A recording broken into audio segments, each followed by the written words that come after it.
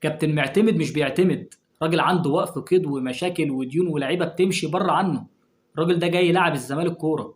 يا كابتن معتمد ده دونجا ماشي، سهله وبسيطه، قتل محمد اسماعيل حطوا لي 6 ارتكاز بقى صفقه.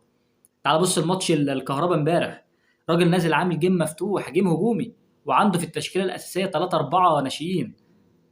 كمان امبارح اعتمد على سلاح اللامركزيه في الرباعي الامامي في الثلث الهجومي بشكل مرعب.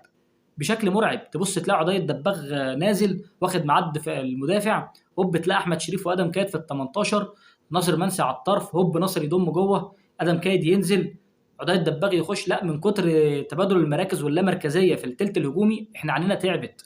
هتلبسنا نظارات يا كابتن معتمد. وشكله كان متفق مع لعيبه الزمالك امبارح، اللي هيباصي باص عادي هيطلع بره، هيتغير. اقل لعيب في الزمالك امبارح بيلعب بكعبه، هو انتهاض بالهيد وشو فن وهندسه امبارح. فبجد شابوه للراجل ده، ولازم الاداره تطلع ببيان ان الراجل ده يكمل لنهايه الموسم. مدير فني جريء، بيعتمد على الناشئين، عنده لمسه فنيه، وغير كده عازل الفريق عن المشاكل اللي فيها نادي الزمالك، عازلهم، الراجل جاي يلعب كوره. فشابوه الكابتن معتمد جمال.